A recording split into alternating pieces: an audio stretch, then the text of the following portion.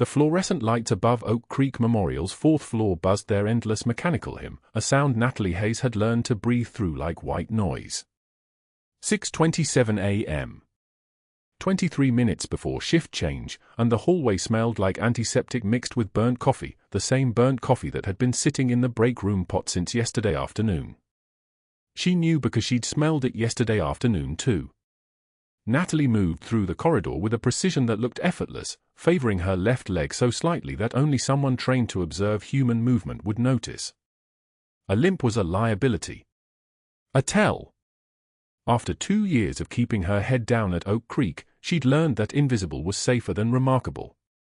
She kept her badge low, her eyes on her work, her voice in a register that made people forget she'd spoken at all. The fourth-floor nurses' station was already chaos.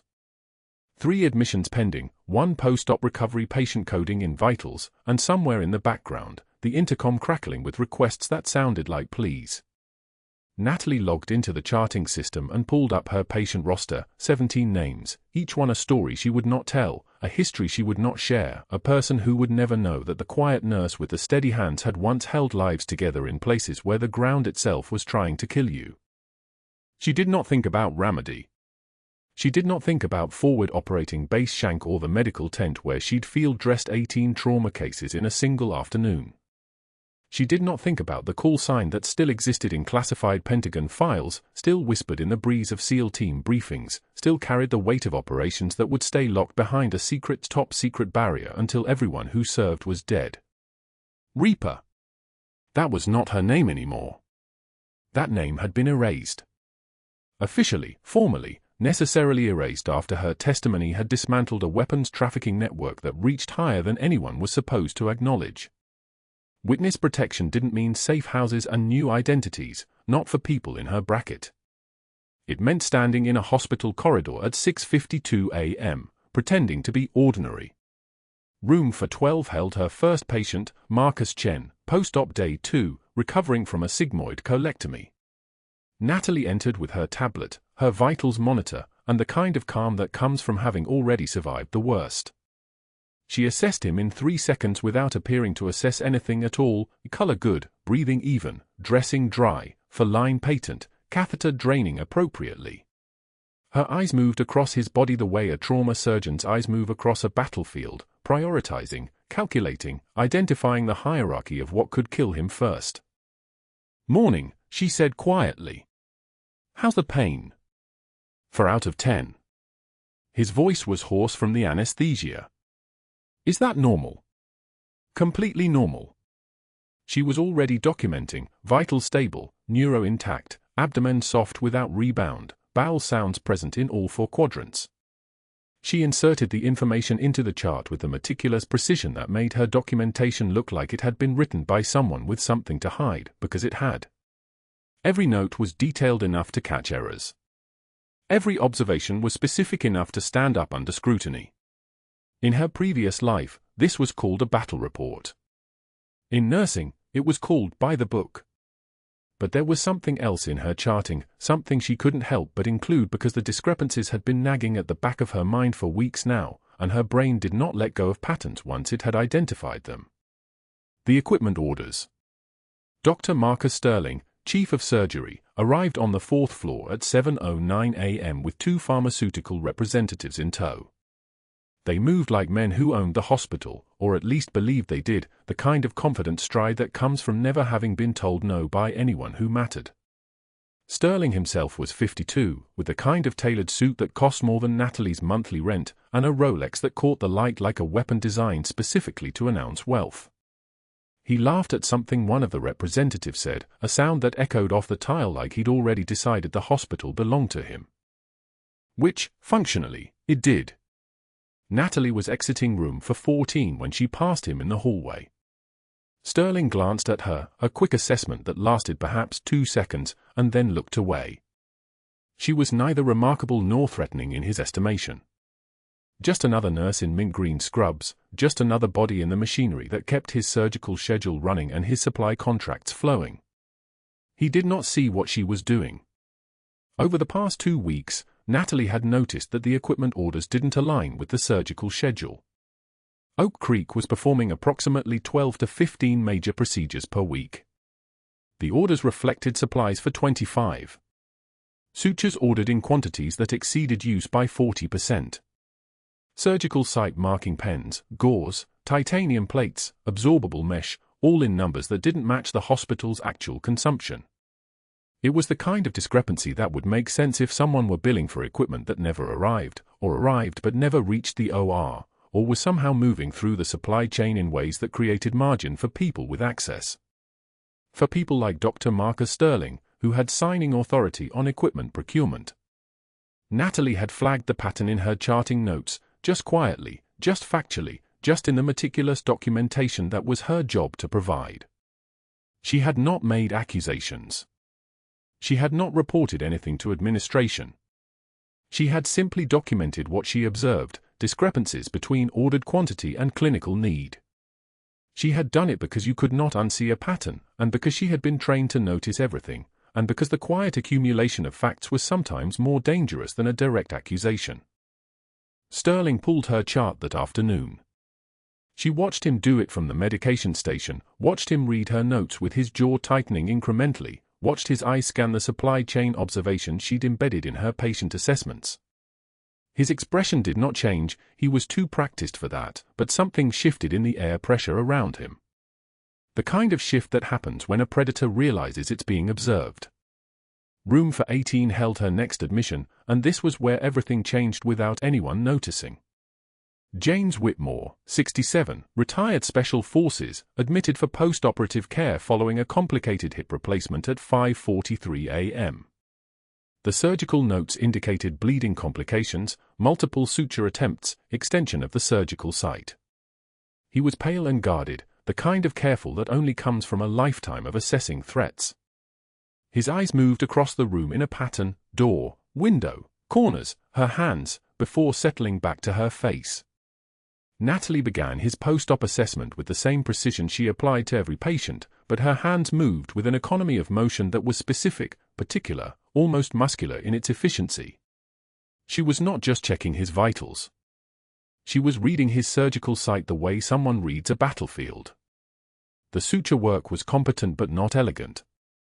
The closure showed signs of tension rather than precision. Whoever had done the emergency repair had done it quickly, which meant bleeding that wouldn't stop with conventional technique, which meant someone had needed to make a decision fast.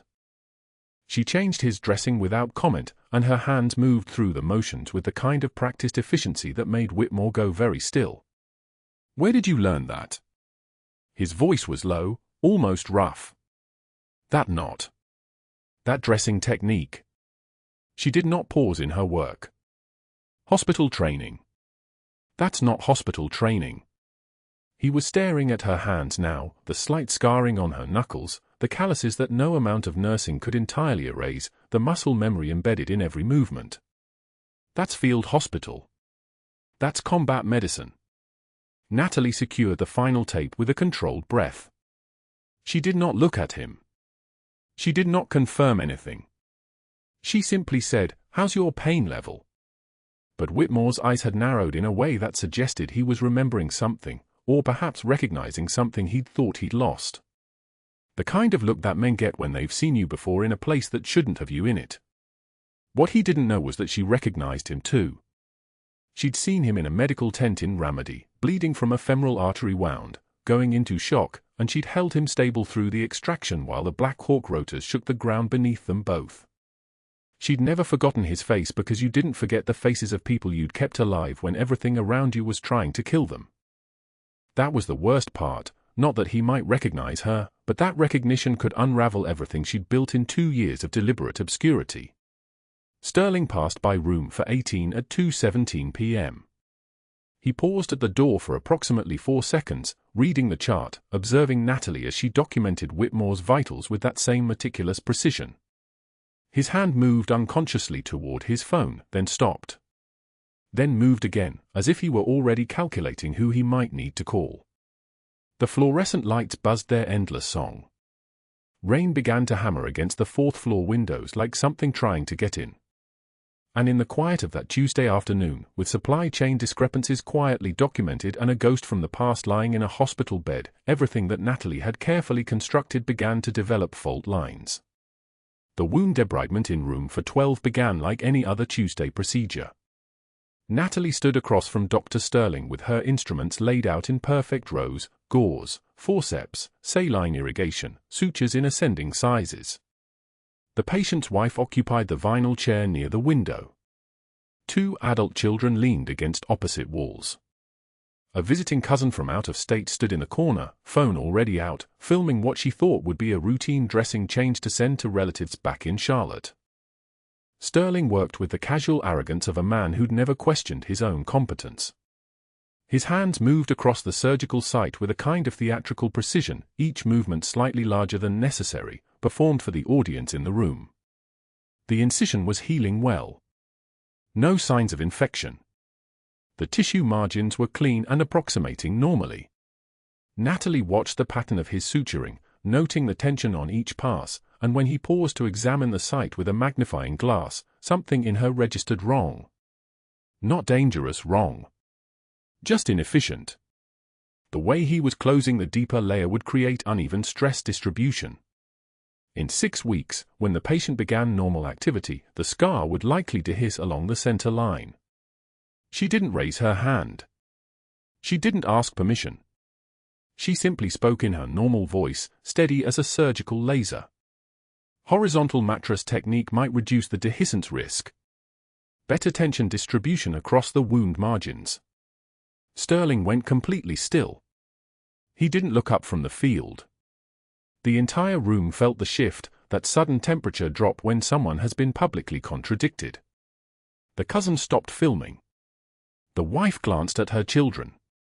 One of the adult daughters pulled out her phone, clearly planning to Google whether this nurse had just said something revolutionary or dangerously stupid. Dr. Sterling slowly set down his instruments. He turned to face Natalie across the surgical bed, his eyes traveling from her face to her scrubs to her name badge as if cataloging evidence. When he spoke, his voice carried the particular cruelty of a man who'd prepared this speech years in advance, waiting for the exact moment to deploy it. "Nurse Hayes," he said, his tone suggesting he was speaking to an auditorium of medical students rather than a woman holding surgical instruments. "Did they teach you that at community college? Or did you pick it up from a YouTube video?" The cousin's camera was up again. The wife's hand went to her mouth. Natalie felt the words land like shrapnel, not because they hurt, but because they were so precisely calculated to land where they would hurt most. 5 years as a registered nurse. 12 years before that in another life entirely. And in this moment, in front of a family trying to process their father's recovery, she was being erased to something smaller than an intern. Sterling wasn't finished. His voice dropped lower, more intimate, which somehow made it worse. "I went to Johns Hopkins. I've been doing this since before you learned to take a temperature. Why don't you stick to emptying bedpans and let the actual doctors handle the medicine?" One of the adult children made a small sound, not quite a laugh, not quite a gasp. The cousin was definitely filming now. Natalie's jaw tightened imperceptibly. She took one measured breath through her nose. Her gloved hands remained absolutely still at her sides. A single tear formed at the corner of her left eye. Not from shame. Not from anger. The tear came from the part of her that understood she was being hunted, and that all of this, every microaggression, every dismissal, every moment of calculated humiliation, was the opening salvo of something far more coordinated than a surgeon's fragile ego. She wiped the tear with the back of her gloved hand without breaking eye contact with Sterling. "The patient's wound dehiscence rate matters more than your ego, doctor." Her voice came out like water over stone, soft, but immovable. Sterling's face went from pale to deeply, angrily red. The cousin's camera caught the exact moment his hand trembled slightly, the moment his mouth opened and closed without sound. He turned back to the surgical site without responding, but his sutures from that point forward were noticeably tighter, slightly more aggressive. The procedure finished in silence. Natalie documented every detail with precision, the exact location of the incision site, the appearance of the margins, Sterling's adjustment to a modified horizontal mattress technique after consulting with the surgical team. The patient's wife asked no questions. The cousin continued filming. Within 20 minutes, the family left, and Natalie sealed the sharps container and began restocking the procedure cart. Sterling passed her in the hallway. He didn't look at her. That was worse somehow than if he'd said something else. The next afternoon, Natalie entered the break room with her lunch. The room went dead silent. 3 nurses occupied the small table near the window: Brenda from the day shift, Marcus from ICU, and Jennifer, one of the OR scrub techs. The moment Natalie set her plastic container of leftover pasta on the center table and pulled out a chair, Brenda suddenly remembered an urgent task in the medication room. She grabbed her unopened soda without explanation. Marcus received a text that apparently demanded immediate attention in pediatrics. Jennifer made a small throat-clearing sound and announced she'd forgotten she was covering break for someone in the ER. Within 90 seconds, Natalie sat alone at a table designed for 8 people. The overhead fluorescent lights hummed with that particular frequency that made her teeth ache. She could hear the vending machine in the corner cycling through its cooling cycle. From somewhere down the hallway, a monitor beeped. A code was called softly over the intercom. Everything in the hospital continued moving around her: pain, recovery, the constant machinery of human suffering and healing, while she sat in isolation with her pasta growing cold. She ate methodically. Eyes fixed on the wall clock. 1:47 p.m. She had exactly 15 minutes before returning to her patient load on the 4th floor. James Mercer was sleeping in room 318 following his emergency splenectomy, recovering from a motor vehicle accident that had nearly killed him. His vitals were stable. His pain was managed. He hadn't yet asked the specific question that would unravel everything. That afternoon, she discovered the write-up. It was posted on the unit board outside the medication room, exactly where every nurse, doctor, and visiting specialist would pass it within minutes. The paper was printed on official hospital letterhead. The notice was dated that morning. Disciplinary notice: N. Hayes, insubordination, questionable clinical judgment, failure to respect chain of command. Formal review pending. Dr. Richard Sterling, Chief of Surgery. CC, Human Resources, Nursing Administration. Natalie stood in her scrubs holding a patient chart, reading the words like someone trying to decode a message sent in a language she'd almost forgotten. The specificity was brutal. Not a vague reprimand. A formal document. A paper trail. The kind of thing that could begin the slow erosion of credibility, the questioning of every decision, the inevitable conclusion that maybe she didn't belong in a place like Oak Creek Memorial. She took one measured breath. Her right hand, still holding the patient chart, began to tremble very slightly. She steadied it against her thigh. A single tear escaped and tracked down her cheek. She wiped it without breaking eye contact with the disciplinary notice. Sterling appeared exactly 10 feet away, having clearly followed her there or simply materialized with the cruel timing of a man who'd orchestrated everything about this moment. His expression carried the particular satisfaction of someone who'd struck without warning and was now waiting for the response that would confirm whether the blow had landed. Natalie turned to face him. When she spoke, her voice came out so quietly that only Sterling could hear it. "You should ask yourself why you're this afraid of a nurse who just wants to do her job right." The words landed with the precision of a field medical intervention, targeted, efficient, devastating in their simplicity. Sterling's face flushed.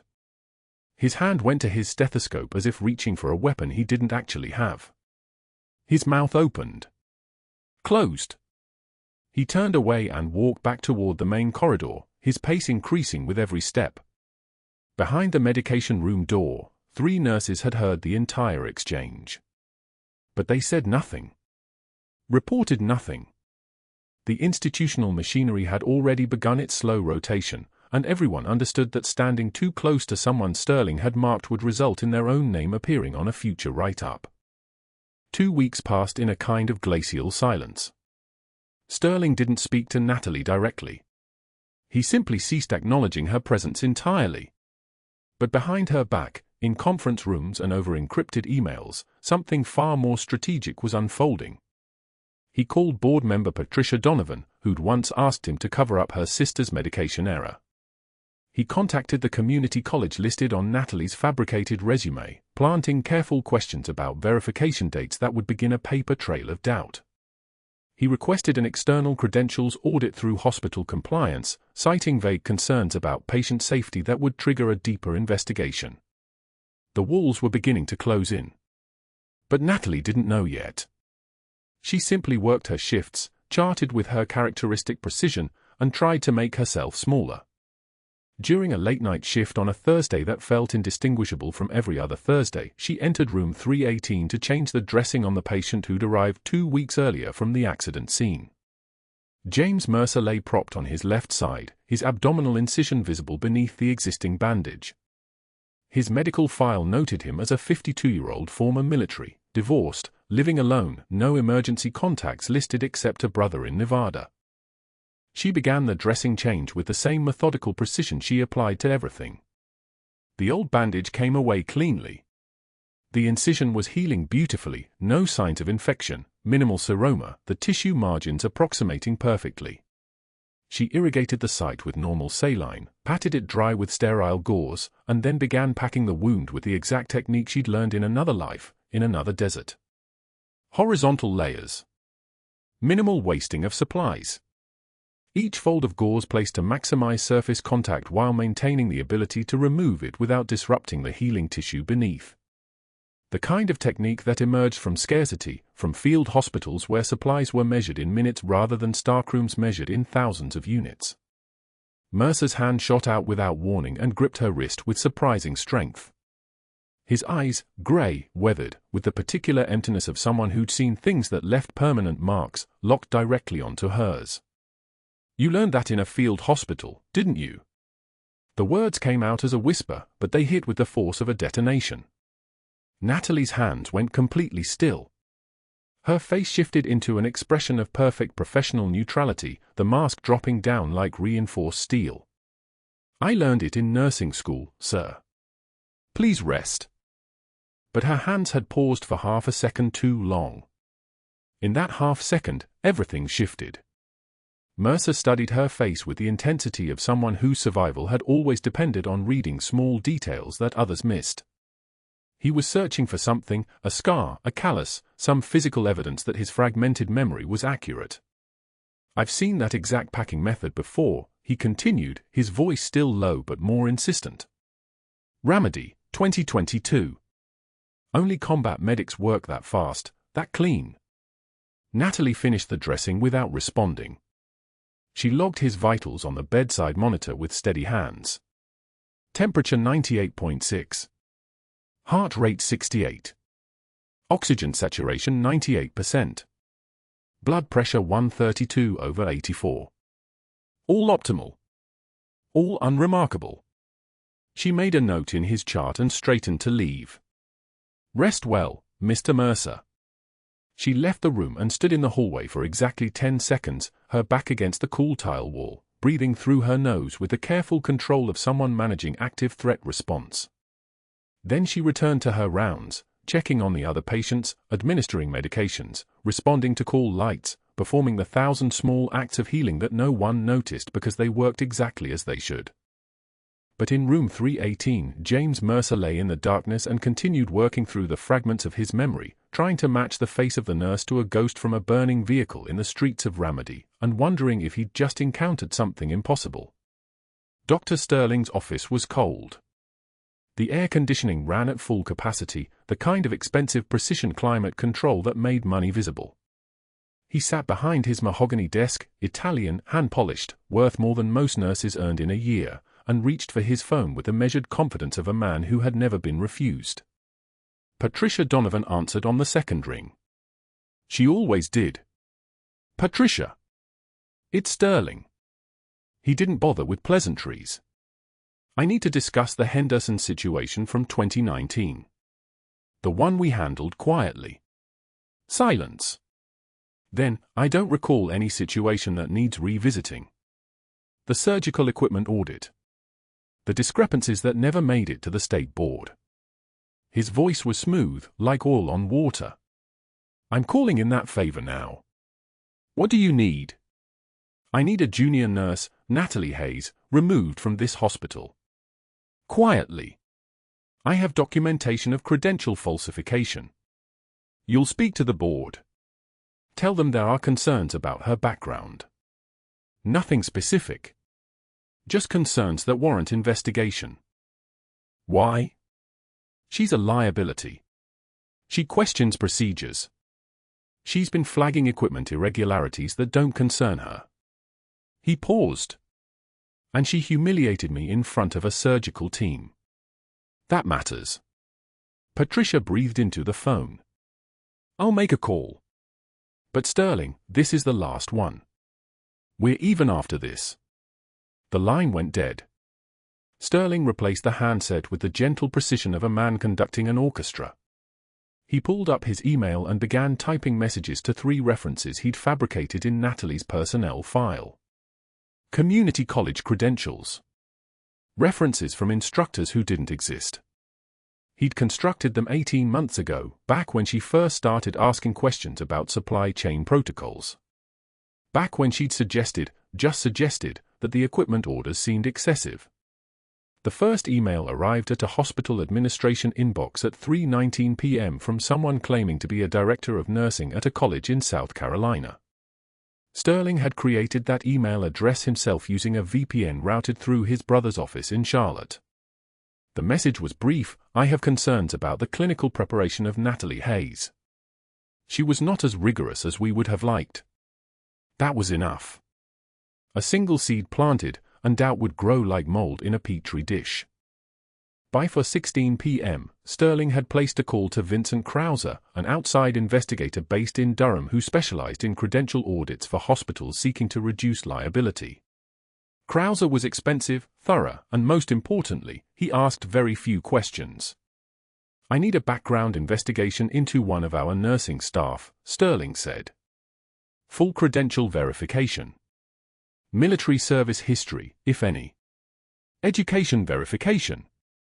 The works. Timeline. Urgent. I suspect credential fraud.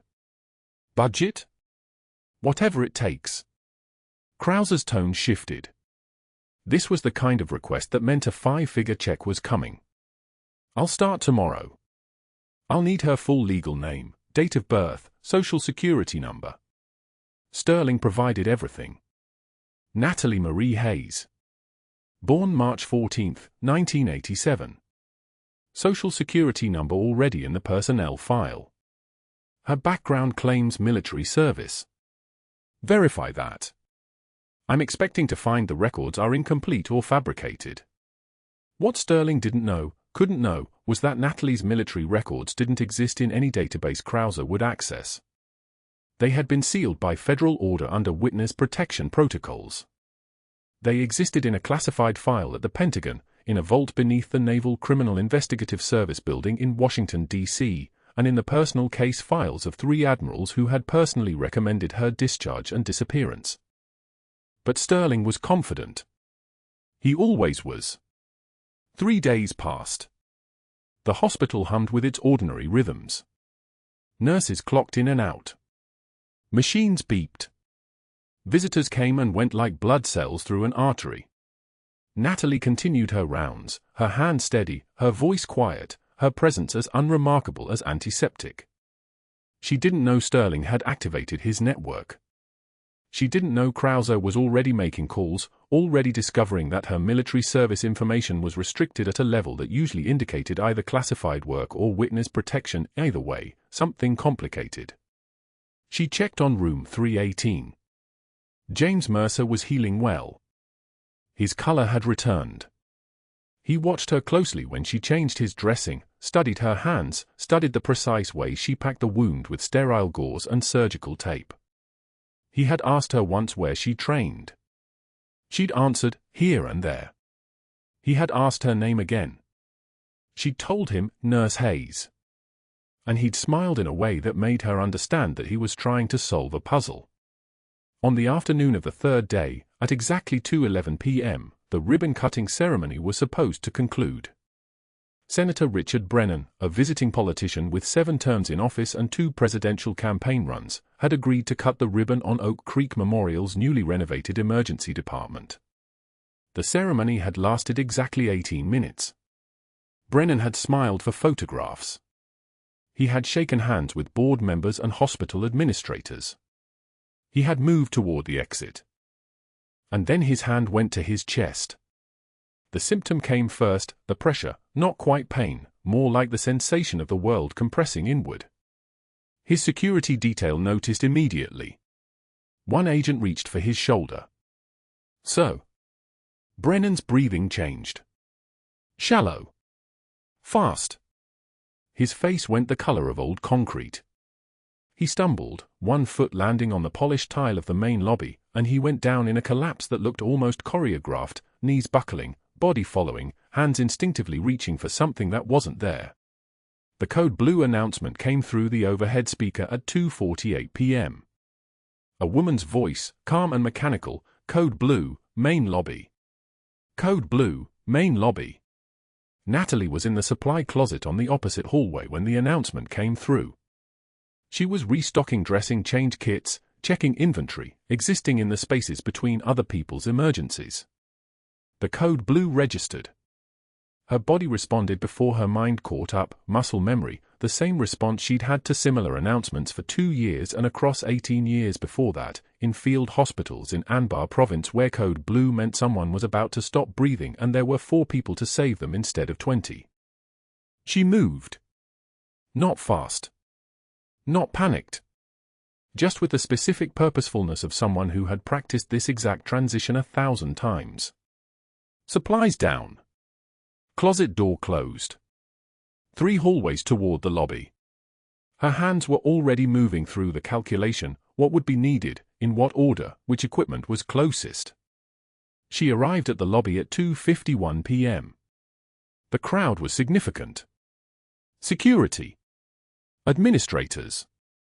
Hospital staff. At least a dozen visitors with phones already recording the collapse. Senator Brennan lay on the polished tile, and even from 15 feet away, Natalie could read his vitals in the landscape of his body. The distended neck veins, that was the tell. The jugular distension against the clavicle. The ashen color. The rapid, shallow breathing. The dilating pupils. Cardiac tamponade. Fluid around the heart. Pressure building inside the pericardium. Death in the form of compression. Dr. Sterling emerged from the emergency department in trance with 2 residents trailing behind him. He moved toward Brennan with the authority of his position, the confidence of a man who had never once questioned his own competence. Get a gurney. We need to transport him to the cath lab. Now. But there was no time for the cath lab. The pressure was already too advanced. Every minute they spent moving him was a minute the blood pressure dropped lower, and once it dropped below a certain threshold, it wouldn't come back up again. Not in the cath lab. Not anywhere. Natalie was already moving toward the crash cart, the one stationed permanently near the main entrance for exactly this scenario. She pulled the ultrasound machine from its dock with one hand and grabbed a 16-gauge needle from the emergency kit with the other. Her movements were economical, precise, the kind of movements that came from having done this exact sequence while incoming fire cracked overhead and a lieutenant was screaming because shrapnel had gone through his lower abdomen and his body was collapsing from internal bleeding. She said nothing. She didn't ask permission. She didn't wait for Sterling's instruction or the residents' cooperation. She was already prepping the subxiphoid area, the triangle of skin just below the breastbone, when Sterling noticed her. His voice came out sharp, surprised, almost offended. "Nurse Hayes, step back. This is above your..." She didn't look at him. The ultrasound probe was in her left hand, and she could see the fluid pocket immediately, a dark space inside the pericardium, the visual proof of pressure building where it shouldn't be. She swabbed the skin with antiseptic, and the smell of it cut through the lobby air, that sharp chemical bite that meant sterile, meant clean, meant protocol. The needle went in at 45 degrees, aimed toward the left shoulder. The moment of insertion lasted perhaps 2 seconds. The syringe was already attached. She aspirated with steady, even pressure, and 60 cubic centimeters of bloody pericardial fluid came back into the syringe, dark red, thick, the color of a body drowning from the inside. Senator Brennan gasped. It was not a small sound. It was the sound of a man whose heart could suddenly expand again, whose pressure suddenly dropped, whose lungs could suddenly fill with air. His eyes cleared. His color began to return, not all at once, but in stages, the gray receding, leaving something closer to human behind. The monitor showed the change. Blood pressure climbing. 84/52. 92/58. The numbers moving toward viability. The lobby had gone absolutely silent. Natalie secured the needle with tape and called for the gurney with the same calm she used to order supplies. Transport to ICU. Cardiothoracic standby. He needs echocardiography and probably pericardial drainage.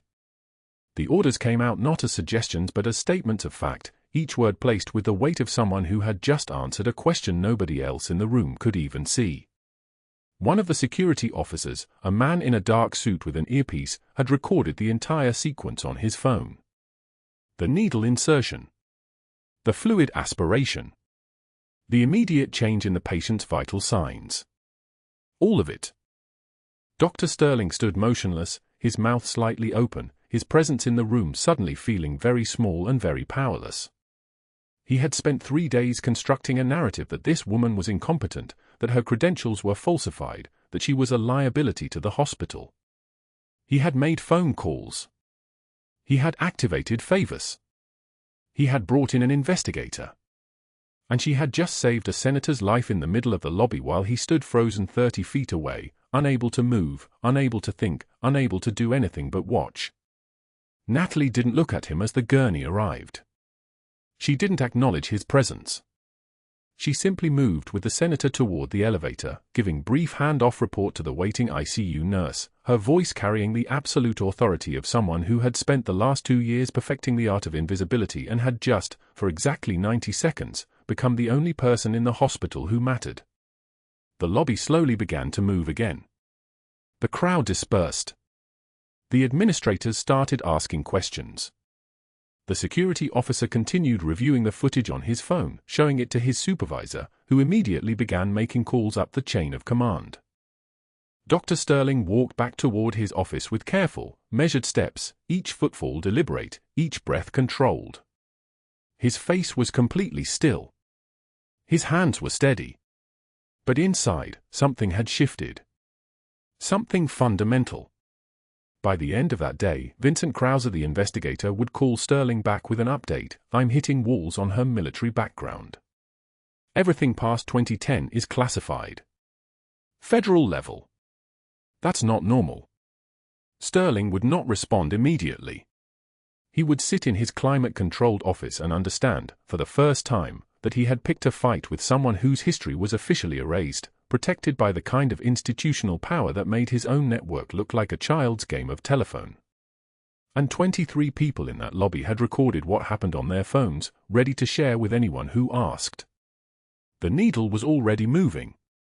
Natalie's hand found the 18-gauge angiocath in the crash cart without looking, her muscle memory running deeper than thought. Senator Richard Brennan lay on the marble floor of the main lobby, his skin the color of wet concrete, pressure cuff reading 62/38 and dropping. His breathing had become a desperate, shallow gasping, the sound of a drowning man on dry land. 14 people had already called 911. 23 more stood frozen, phones raised, watching a man die in real time. Dr. Sterling stood 3 feet away, his hands at his sides, mouth slightly open. Paralyzed. The moment demanded action and he had none to give. Natalie's fingers found the second intercostal space, midclavicular line. She'd done this in a phi base outside Ramadi with mortar rounds shaking the tin roof, done it in a Humvee with no light except muzzle flashes, done it in the dark because the light would kill them all. This was clean. This was a lobby with fluorescent brightness and witnesses and no bullets. This should have been easy. The needle went in. The hiss of air escaping, that specific, unmistakable sound of pressure releasing, of a lung that could finally expand again. It came fast. Urgent. Like a tire blowout in reverse. 02 sat jumped. 68, 72. 78. The monitor that someone had wheeled over from the ER showed the rhythm stabilizing, the blood pressure beginning its crawl back toward something survivable. 65 over 40. 70 over 42. Sinus rhythm returning. Brennan's eyes opened. They locked directly onto hers, and in that moment, something shifted in the space between them, a recognition older than words. "Stay still," Natalie said quietly. "Paramedics are 2 minutes out. You're stabilized." The administrator arrived, running. 3 ER nurses appeared. Sterling finally moved, stepping backward as if the space around Natalie had become too hot to occupy. She kept her hand on Brennan's shoulder, keeping him grounded, her other hand steady on the needle. The trembling wasn't fear. It was restraint. But that wasn't the worst part. The ambulance arrived at 4:13 p.m. Brennan was loaded and transported to ICU. The lobby began clearing, security herding the crowd, someone mopping, the usual rhythm of institutional forgetting. Natalie finished charting on the 3rd floor at 5:56 p.m., her handwriting precise, each note meticulous. She documented everything, vital signs, procedure steps, the exact time of intervention. She always documented perfectly. That was the problem. Dr. Sterling made his first phone call at 5:52 p.m. from his office. Board member Donovan answered on the second ring. Sterling's voice was controlled, almost conversational. "We have a liability situation. The nurse on the unit, Hayes, just performed an invasive procedure without physician supervision. Cardiac intervention. Emergency or not, it's a scope of practice violation. We need her gone before this costs us millions in litigation." The second call came at 5:58 p.m. Sterling had a contact at Metropolitan Community College, someone who'd owed him a favor since his divorce proceedings 3 years ago. "When investigators call about a nurse named Natalie Hayes, I need you to tell them you don't have complete records from that employment period. Just say the files were archived. Don't elaborate. Don't return their calls." The contact agreed without asking questions. The third call was to the compliance officer, Marvin Lusk, at 6:04 p.m. "Expedite the credentials audit on Natalie Hayes. I want preliminary results by tomorrow morning. Treat it as urgent. Patient safety issue." Sterling's voice carried the weight of institutional authority, the kind that made people move fast and ask questions later. The fourth call was to hospital legal at 6:09 p.m. His attorney, Richard Bancroft, picked up immediately. "Draft termination paperwork for immediate effect. Employee name is Natalie Hayes, RN. Reason, unauthorized medical procedures beyond scope of practice, credentials discrepancies pending investigation. Make it ironclad. I want this executed before end of business today." By 6:15 p.m., while Natalie was charting on the cardiac unit, 2 security officers arrived at the nurse's station. One was Marcus, who'd worked Oak Creek Memorial for 8 years and had always nodded at her in the hallway. The other was someone from corporate security she didn't recognize. The unit manager, Patricia, looked like she'd swallowed something bitter. She handed Natalie a sealed envelope. "You need to come with us. Gather your personal belongings." Natalie set down her pen. Her hand stopped moving. She didn't ask questions. She already knew the answers would be lies. On what grounds, she asked anyway, her voice level. The security officer read from a tablet with the inflection of someone reading a grocery list. Pending investigation into credentials discrepancies and unauthorized medical procedures. Dr. Sterling's orders. They walked to her locker in silence. 3 nurses watched from doorway angles, careful not to make eye contact. The hallway suddenly felt very long, the kind of distant soldiers call a kill zone. Natalie opened her locker and began removing pieces of her cover, a stethoscope, a spare pair of shoes, a photograph of her daughter taken last year at the beach. She reached deeper, to the back, and pulled out the box. The combat boots. They were worn, creased leather, salt stains from desert sweat, Ramadi dust still worked into the treads even after 2 years and 6 months in exile. They smelled like diesel exhaust and sun-baked earth, and every moment she'd stopped being Natalie Hayes and started being something harder to define.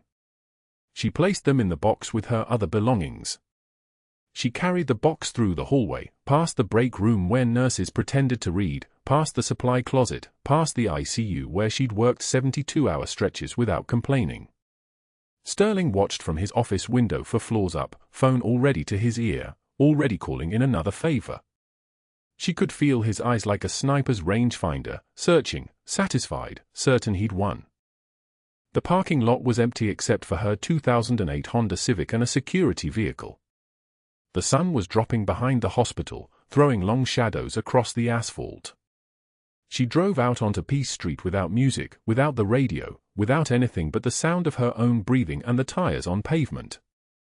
She gripped the steering wheel at the stoplight on Fayetteville Street, her vision blurring once, just once, for 3 seconds. Then she blinked it clear and kept driving. She parked in her driveway at 7:43 p.m., 20 minutes before Emma was supposed to be home from Mrs. Chen's house down the street. She carried the box inside and sat at the kitchen table. The room was very quiet. The refrigerator hummed. Outside, wind moved through the oak trees with the sound of something distant and indifferent. She sat there for 37 minutes. Then the front door opened and Emma's voice called out, "Mom." The girl appeared in the kitchen doorway at 8:20 p.m., still in her school clothes, still carrying her backpack. She was 12 years old and had never asked her mother direct questions about why she sometimes woke up at 3 a.m. checking the locks, why certain sounds made her move differently, why there were photographs from her medical training that showed hospitals in places that weren't on American maps. Emma's face changed when she saw her mother's expression. "Mom, why are you home early?" Natalie opened her mouth. Nothing came. She looked at her daughter and saw everything she was supposed to be protecting, everything the witness protection program was meant to preserve, everything that was collapsing because one doctor had decided she was worth destroying. She pulled Emma close, and for the first time in 2 years and 6 months of careful silence, Natalie Hayes didn't have an answer that would make sense to anyone living a normal life. The silence lasted exactly 11 minutes. Then her phone rang. Senator Brennan's eyes opened at 2:13 a.m. Machines sang their rhythmic lullaby around him, the ventilator, cardiac monitor, infusion pump, but his focus narrowed to a single point. The nurse standing at his bedside, checking his dressing with hands that moved like someone who'd done this in places where hospitals were canvas tents and mortar rounds painted the sky. His throat was sandpaper. His voice came out as a rasp, barely audible, but he gripped her wrist with the strength of someone who'd just returned from the edge of nothing. One word. That's all he could manage. Reaper. Then his eyes closed again, and the monitors resumed their vigil. Administrator Chen arrived at her office at 6:15 a.m. to find a handwritten note on her desk. Brennan's single whispered word. She'd heard rumors about the nurse, dismissals, fabricated complaints, something buried deep enough that even her own security clearance couldn't touch it. She began making calls. By 9:53 a.m., her conference room was full of people who didn't normally sit in the same room together. Military liaisons. FBI.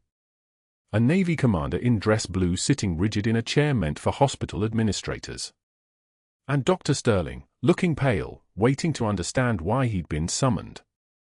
Commander James Brennan, the senator's son, career officer, 18 years of service, stood when Chen closed the door. His uniform was immaculate. His jaw was set at an angle that suggested he'd been briefed on certain facts and was working through the implications.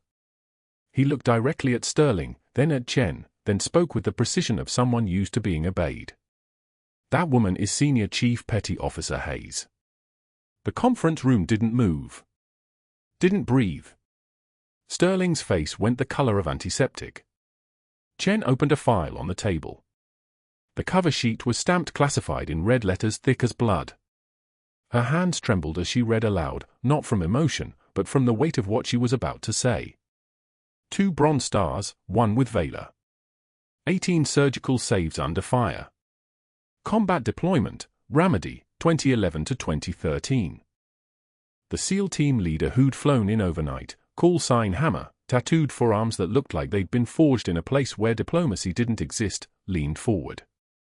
His voice came out like gravel in a bucket. Purple Heart. Navy Cross. And a Presidential Unit citation for operations that will stay classified until we're all dead and buried. Sterling opened his mouth. Closed it. Opened it again. Nothing came out.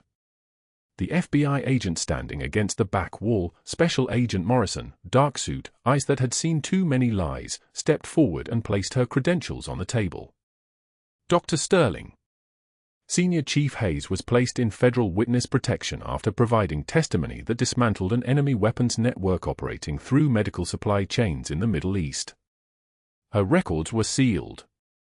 Her identity was erased. For her protection. Morrison's voice dropped an octave. Your investigation just compromised an active federal operation. Your request for her credentials, your calls to outside investigators, your attempts to examine her background, you've exposed her location, her new identity, and potentially endangered ongoing cases that depend on her testimony remaining classified. Sterling tried to speak. I was just doing due diligence, I had no idea. Hammer turned his head. That's all. Just turned, and locked eyes with Sterling. The motion was small. Everything about it was absolutely final.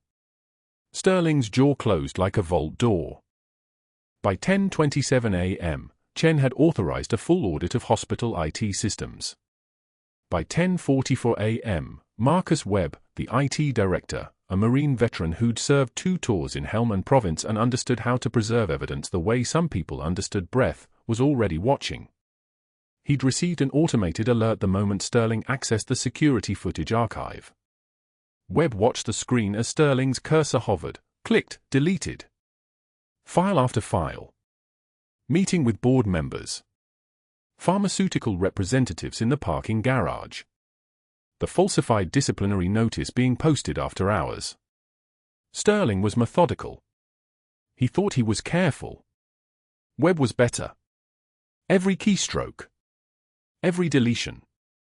Every file Sterling thought he was erasing was being screen recorded, backed up, encrypted, and uploaded to a server in the hospital's legal department. The whole operation took 90 minutes. Sterling sat in his office thinking he was erasing his history. Webb was archiving it. Timestamp and all. At 2:41 p.m., Hospital Legal presented their findings to the emergency board session. The numbers read like an indictment. $340,000 in fraudulent equipment billing over 18 months. Kickback arrangements with Med Supply Solutions dating back 3 years. Falsified disciplinary records designed to eliminate a witness to the discrepancies. Destruction of evidence during an active federal inquiry. The board members' faces went the color of old concrete. Sterling sat in that same conference room, surrounded now by the same people, but the tone had shifted. Chen's voice was steady. Dr. Sterling, you are terminated effective immediately, pending criminal investigation. Your medical license is under review by the state board. You have the right to legal representation. Sterling tried again. The nurse was unqualified. I was protecting patients. She suggested a different suture technique and Hammer was still there. Still in the back of the room. Still with his arms crossed. Sterling's voice trailed off like a radio losing signal. The board voted 7-0. Security escorted Sterling out at 3:45 p.m. His attorney met him in the parking lot and told him the truth. The best outcome was a plea deal and career destruction. The worst outcome was federal prison. The middle was most likely misdemeanor fraud, felony obstruction, and a lifetime of people knowing exactly who he was. 6 months later, Sterling was teaching CPR certification classes at Raleigh Community College. Red Cross polo shirt tucked into khakis. Demonstrating chest compressions on a plastic dummy to students who didn't know they were learning CPR from a man whose arrogance had tried to bury a decorated warrior under administrative paperwork. $18 an hour. 2 sections per day. No benefits. No respect. But that Monday morning when Natalie Hayes walked back into Oak Creek Memorial, she wasn't thinking about Sterling. She was thinking about the phone call from Chen at 6:20 a.m. Full reinstatement. Back pay. Formal commendation. She'd said nothing, just hung up the phone and told Emma, "Get ready for school. Mom has to go to work." The fourth-floor unit went silent when she appeared at 7:31 a.m. Then it erupted. The entire nursing staff stood. Someone had hung a small American flag at the nurses' station, not large, just the size of a hand. James Mercer, the Special Forces veteran who'd recognized her technique, was standing in his doorway in a hospital gown with 4 lines snaking from his arm. He saluted her. Not a casual gesture. Full military salute. His arm went up like a piston, crisp and clean and final. Natalie's eyes caught light for exactly 1 second. She maintained composure. Nodded acknowledgement. Continued to her locker. Inside, polished to a mirror shine, sat her old combat boots. The leather was worn thin at the heels. The right sole had a small tear from shrapnel in Ramadi. They were the ugliest, most beautiful objects in that small metal box. Beside them lay a folded American flag in a presentation case and a handwritten note on hospital letterhead. The handwriting belonged to Marcus Webb, the IT director who'd preserved Sterling's deletion attempts like an archaeologist preserving evidence of ancient crimes. "Thank you for your service, all of it." Below his signature, 20 other names. Every staff member who'd watched her work in silence for 2 years. Every person who'd averted their eyes when Sterling entered a room. Every single one of them had signed. Natalie picked up the boots, running her thumb over the worn leather, and allowed herself 30 seconds of emotion before closing the locker and returning to her rounds. Senior Chief Petty Officer Natalie Hayes. That's who she was now. Not the community college nurse or questionable clinical judgment. Senior Chief. Combat medic. The kind of person who'd held lives together in places where the only difference between a clinic and a grave was the speed of her hands. Senator Brennan was discharged on Wednesday. Before he left, he asked for her. They spoke privately for 11 minutes in his recovery suite. No one knows what they said. But when Natalie left that room, her eyes were dry and her jaw was set at that familiar angle, the one that said some things survive classification. Some debts transcend words. That evening, she passed the break room on her way out. It was full. Nurses eating dinner, laughing, the kind of sound that fills a space the way water fills a cup. Someone called out, "Hayes, sit with us." She did. She sat down with people who'd finally seen her.